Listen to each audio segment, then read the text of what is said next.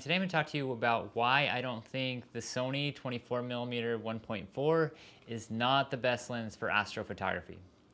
So I've been using the 24mm for a couple years now, and it's an awesome lens. It's actually the perfect lens, like if you're going to do anything at night and you wanted to get some low light shots, especially for video if you're going to use like the Sony a7S III. I actually prefer two other lenses. Now the first lens is going to be the Sony 20mm 1.4. This is like my go-to astrophotography lens. The chroma performance is slightly better than the 24 1.4.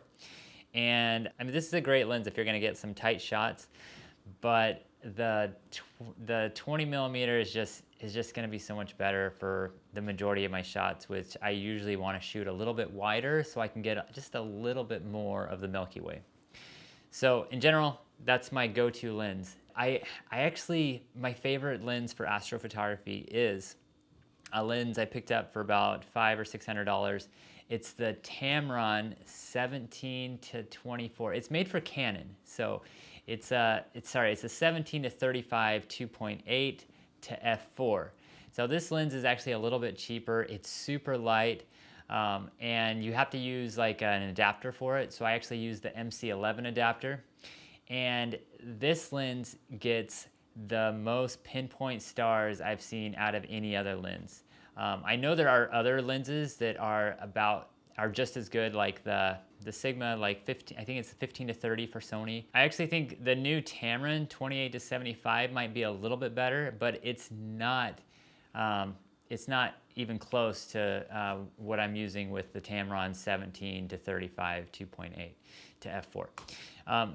The Tamron 17 to 35 is like, it gives you really good sharp images, and it gives you like the really good like chroma performance. Those stars are pinpoint. They look really good. Way better than what you can get with the 24mm G Master. Now, I don't use my Tamron lens for anything else because I mean, you could use it for landscape, but I don't like the autofocus as much. But it's a good landscape lens. I just prefer to use my other lenses. For astrophotography, you get as wide as 17mm, and then you can zoom in if you need it. So there's actually one problem with the Tamron 17 to 35, and it vignettes at f2.8, but my solution is that I only use this lens with the Move Shoot Move, which is a star tracker. If you use a star tracker with this lens, you can actually eliminate the vignette if you stop it down to like f4. So say you're shooting at 17mm, you stop down to f4, and then you put it on a star tracker, you're gonna get no vignetting, and you're gonna get like perfect, nice, crisp, clear star images. So I'll show you an image that I caught with this right here. I